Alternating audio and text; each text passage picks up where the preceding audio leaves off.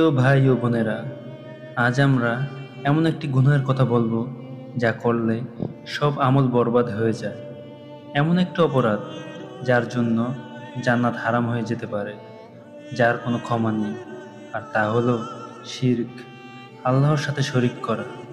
আসুন, আজ আমরা জানি শিরক কি, কিভাবে মানুষ এই গুনাহে লিপ্ত হয় এবং কিভাবে বাঁচবো এই চিরস্থায়ী ধ্বংস থেকে।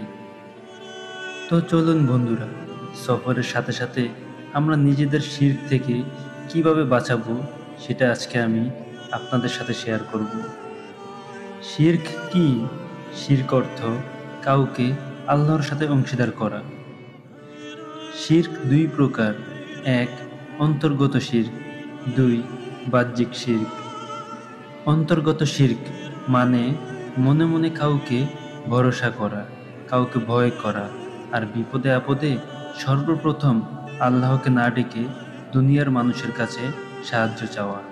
দুই, বাহ্যিক শিরক আল্লাহ ব্যতীত কাউকে সিজদা করা, কারো কাছে মানত করা, কবরে গিয়ে মৃত ব্যক্তির কাছে কিছু চাওয়া, যেটা আমরা বর্তমান সমাজে অনেকেই করে আসছি। কোরআনে বলা হয়েছে, নিশ্চয়ই আল্লাহ তাআলা তাকে ক্ষমা করেন না যিনি তার সাথে কাউকে শরিক করেন। শিরক আল্লাহর কাছে সবচেয়ে বড় গুনাহ, কারণ এটি আল্লাহর প্রতি বিশ্বাস ও ভালোবাসার প্রতি অবিশ্বাস করা। আল্লাহ আমাদের সৃষ্টি করেছেন, রিজিক দিয়েছেন, কিন্তু আমরা অন্য কারো কাছে মাথা নিচু করি। আল্লাহ বলেন, তোমার পালনকর্তার আদেশ হলো তোমরা তাকে ছাড়া কাউকে উপাসনা করো না। শিরক মানুষকে আল্লাহর দয়া থেকে বঞ্চিত করে। যারা শিরক করেছে তাদের পরিণতি কুরআনে বহু জাতির ধ্বংসের কারণ ছিল। নূহ আলাইহিস সালামের উম্মত 950 বছর দাওয়াত পেয়েও শিরক ছেড়ে দেয়নি। লূত আলাইহিস সালামের উম্মত, ইসমাইল আলাইহিস সালামের পরজাতি সবাই ধ্বংস হলো শিরক ও গুনাহের কারণে। রাসূল সাল্লাল্লাহু আলাইহি ওয়াসাল্লাম বলেছেন, যে ব্যক্তি আল্লাহর সাথে কাউকে শরিক করে মারা যায় সে নিশ্চিত জাহান্নামী। আমাদের সমাজের গোপনীয় শিরক: কেউ গলায় তাবিজ পরে, এটা আমাকে বাঁচাবে বলে। কেউ পীরের দরগায় গিয়ে বলে, এই পীরের কারণে আজকে আমি বেঁচে গেলাম। কেউ কবরে গিয়ে সিজদা করে, মানত করে, এসব শিরকের মধ্যে পড়ে। ভয়ঙ্কর শিরক আজ আমাদের সমাজে সংস্কৃতির নামে ঢুকে গেছে। শিরক মানুষকে কিভাবে ভেতর থেকে শেষ করে দেখুন। তাওহীদের জায়গায় শিরক এলে ঈমান ধ্বংস হয়। মানুষ দোয়া করে কিন্তু আল্লাহর পরিবর্তে মাজারে গিয়ে আশা করে। তাওয়াক্কুলের জায়গায় ভয় এসে যায়, অর্থ মানুষ ডাক্তার, জাদুকরের উপর বিশ্বাস এনে ফেলে।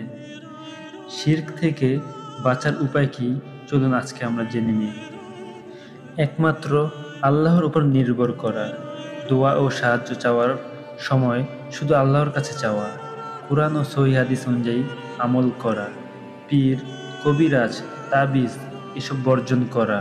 আল্লাহর কাছে তওবা করা, হে আমার রব, আমি অজ্ঞতায় যদি কখনো কাউকে তোমার সমকক্ষ ভেবে থাকি, তাহলে তুমি আমাকে দয়া করে ক্ষমা করে দাও। প্রিয় ভাই ও বোনেরা, শিরক থেকে দূরে থাকা মানে জান্নাতের পথে চলা। আল্লাহ এক, তিনি কারো মুখাপেক্ষী নন। আমরা যেন প্রতিটি কাজে, প্রতিটি কথায় শুধু তার উপরই নির্ভর করি। আসুন আজই প্রতিজ্ঞা করি, আমরা জীবনে শিরকের কোনো স্থানে থাকব না। শুধু এক আল্লাহর জন্যই হবে আমার ইবাদত, ভালোবাসা আর ভয়। প্রিয় ভাই ও বোনেরা, যদি ভিডিওটি ভালো লাগে লাইক দিন, বন্ধুদের সাথে শেয়ার করুন, আর সফর ইসলাম চ্যানেলটি সাবস্ক্রাইব করে পাশে থাকুন, যেন আরও ভালো নসিহত ও ইসলামিক বিষয় নিয়ে আসতে পারি। ততদিন পর্যন্ত বন্ধুরা ভালো থাকুন, সুস্থ থাকুন। আল্লাহ হাফেজ।